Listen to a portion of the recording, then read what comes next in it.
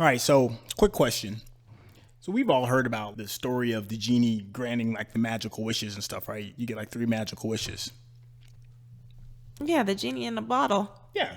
Well, let's just say the genie was in his feelings and was like, I'm not going to grant you 3 wishes. I'm only going to grant you 1. What would your 1 wish be? It doesn't have to be towards entrepreneurship or anything like that. Just what would your 1 wish be? I would be the one person that would make the wish that supposedly you're not going to be able to wish for, and that's for 10,000 more wishes. See, that's why you can't play this game. You asked a question. Oh my God. Well, before my segue was absolutely ruined, we're going to talk about the 1 thing. 1 thing, past, future, all that good stuff. If you had 1 thing that you could change, what would it be? Let's get to it. This is Mikel-Claire. And this is Trey. And we are the couple of entrepreneurs. We're here to share with you our journey of successes and setbacks as we enter the world of entrepreneurship now that we no longer have 9-to-5s due to the new normal of the world and the pandemic. Join us as we race the clock to start earning money, gain consistency, and overcome self-doubts and uncertainty as we search for our voices and obtain personal and financial growth. All right, so seeing as how my segue was kind of just like tossed to the wind, I wish for 1,000 more wishes. You're not supposed to say that. Everybody knows you're not supposed to ask for 1,000 more wishes. But that's fine. We're still going to get to the nitty gritty and talk about the 1 thing and the power that the 1 thing can hold. In case you don't know what we're talking about, there was a book called The 1 Thing that was written by a man named Gary Keller. And the gist of that book is he was trying to figure out ways to make what's really and truly important in your life and business matter first. And he narrows it down to completing the 1 thing that can either make your life, your business, your relationship better so that all the rest of the things that you do become a lot easier or no longer needed. And we're not going to go all the way into the depths of the book of the 1 thing, but it did kind of like pop up some interesting questions regarding entrepreneurship, where we've come from, where we are, and kind of like where we're going. And if there is 1 thing that could help your business right now, what would it be?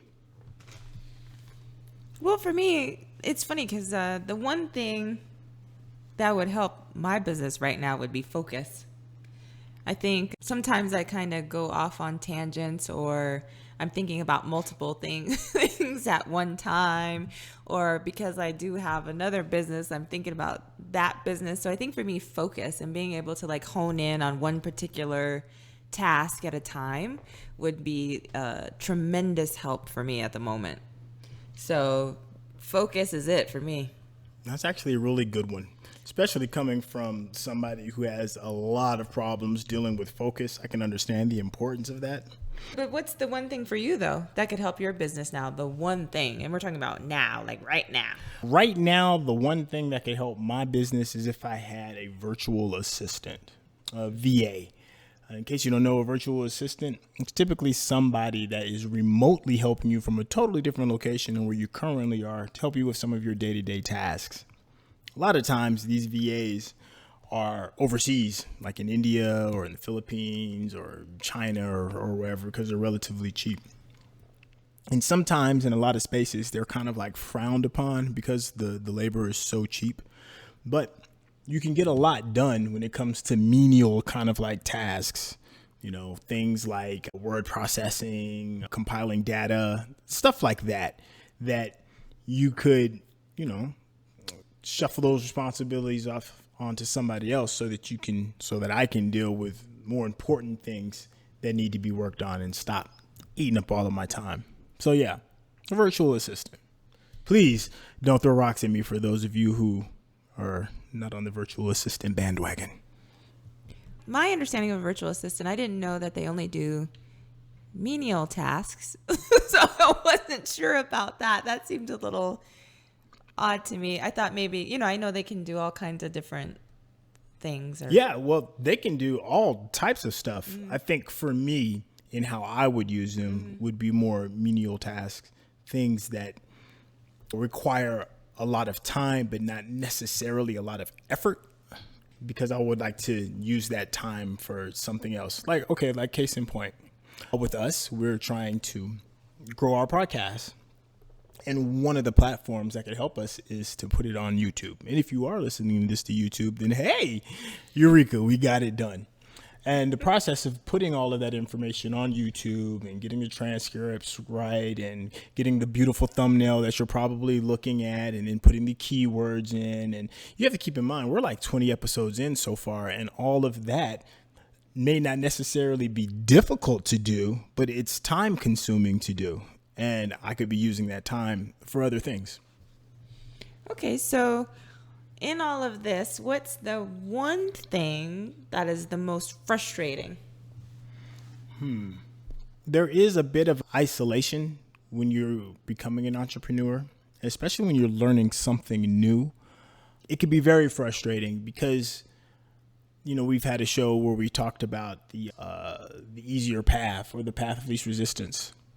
And it's so easy to fall down the path of least resistance if you're trying something new and you don't really have the expertise to kind of like guide you in the right direction. And there's been a lot of new things that's been unfolding regarding starting a business online. And I haven't really built up the tribe that I want, that I can lean on and then ask questions so that I don't always choose a path of least resistance. I can just get my answers quick. So to me, that's probably the most frustrating one thing, is that I have to really put forth a lot of effort to find my answers. How about you? I guess I'm not supposed to come up with two things because it's supposed to be the one thing. The right? one thing, man. You didn't see the instructions? Okay, well, it kind of is it can be a combination. It's a combination. Oh. It's okay. Well, it's saying the same thing in different ways. All right. Okay. So the one thing that's most frustrating for me is kind of like feeling like an old dog learning new tricks. I do feel a little out of water a lot of times learning some of these things that I feel is like for maybe like a younger generation. It's just a feeling I have. I'm not saying that, that older people can't learn these things, but for me, I feel outdated a lot of times, like with all the software and technology and the new platforms and this and that and the lingo and all of those things. It just makes me feel a little old. And the other combined part of that is mental endurance, which is kind of the same, right? Old dog, mental endurance. Okay. Yeah, we'll allow it. Okay, thank you. So yeah, I my mental endurance and not having the mental endurance that I would like to have is extremely frustrating. We've talked about before how there's like a certain point in the day where like all engines shut down. And I'm like, well, I still have more work to do, but it's a wrap. I mean, I just don't have anything else to give or to any more reading to do or researching to do or learning to do or typing to do or what have you. So that could be extremely frustrating for me. Okay. But I get through it. Well, even though you've gotten through all those frustrations, can you tell me what the one thing that you consider as your greatest accomplishment so far? So far, because I'm expecting many, many more to come, hopefully, in the near future. But so far, my greatest accomplishment, I think, is just one, huh? No, I'm kidding. My one greatest accomplishment is starting to believe that I'm capable and that I can do it. Okay. That's been a struggle along the way for me. And I've been very vocal about that, is just, self-doubt. But starting to believe that I can do it and that's going to happen and that I'm capable and I can solve problems and create something in business and in this journey. It's been rewarding to think that I can do it. So that's been great. Yeah. But what about you? Do you have a one accomplishment thus far that's been your greatest? All right, I'm going to have to steal your style and have to put a one thing with a slash in it. Combo package. Yeah, the combo package, the 2-for-1 deal. My greatest accomplishment is that I haven't quit, because there are so many people that start this path, that go down this, that take on this journey, and they just stop for whatever reason. And a lot of it is kind of admirable. You don't want to call them just quitters. It takes a toll. It's constantly changing, and you just have to really want it too. So I think my greatest accomplishment is that I still want it, And one of the things that fuels me still wanting it, here's my slash, is that I think I'm still able to see the angles, to figure out a way that I could kind of like slide in and bring something to the table. And as long as I constantly feel that I can add value and get paid from adding value, I'm going to keep on chugging along. I'm really proud of myself for that. With all the moving pieces that it takes to get this big boat going, what's the one thing you didn't know that you needed? Okay, so I'm really trying to hone in on this one thing. I'm doing my best. So the one thing I didn't know I needed was a lot of tools. Okay, so that may sound like more than one thing, but a tool is singular, right? But okay. Well, yeah, it's like the toolbox is singular, but the tools inside of it are quite plural. Exactly. But so we're going to go with the singular toolbox. Okay. So, I didn't realize how many different programs I would need, how many different things and software I would need to learn about. Like, take for instance, I'm, working on a funnel, and while trying to create that, I have to learn about Photoshop. I have to learn about Canva. I have to learn about, funnel scripts maybe. There's so many different things that come along with that. And I did not realize what all learning that one tool would encompass as far as like everything else that I had to learn about. So that is one thing I did not know I needed. That's pretty good. Yeah, well, I'm looking at the judges, and the judges saying, yeah, they'll allow that. Yeah, Thank you. That's pretty good. Thank you. And for yourself, sir, what's the one thing, give or take, that you didn't know you needed? I'd say the one thing that I didn't know that I really needed was a consistent presence on social media when building your own personal brand. When I was doing just strictly affiliate marketing, I could put up like a small presence on social media with, a couple of articles here and there to kind of like show people that there's somebody home kind of thing. They're not just walking into an empty house. But when you're creating your own personal brand, you really have to put forth a lot of effort to be consistent with content. And that really means putting yourself out there. A perfect example is this podcast. I mean, we're on episode 20. 20 episodes, and we've been doing this almost daily.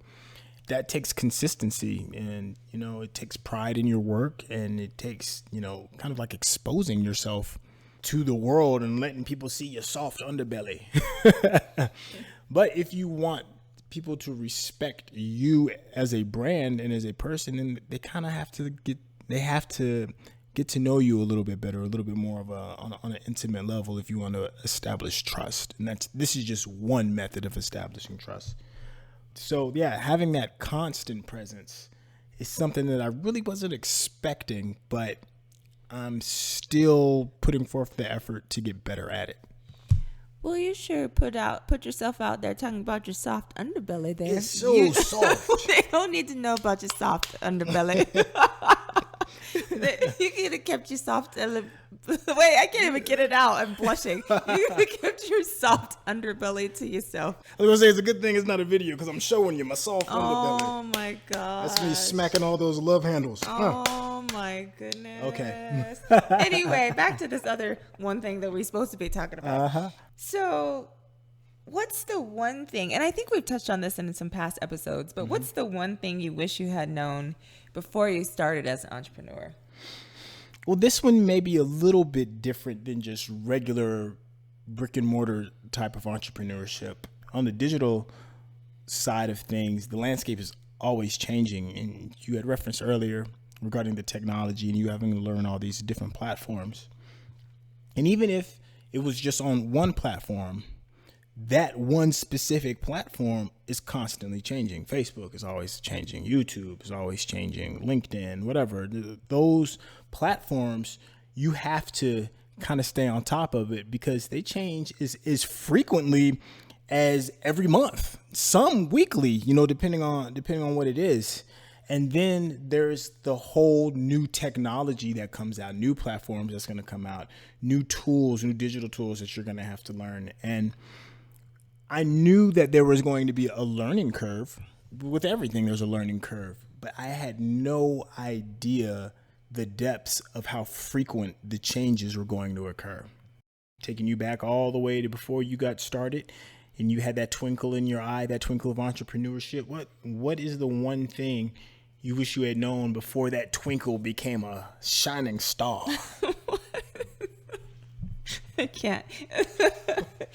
The one thing I wish I had known before this entire journey started is that there's an element of having like pure and utter blind faith that is needed. I'm such like a practical person. I like to have like all my ducks in a row. I'm a person of habit and creature of habit and all of those things.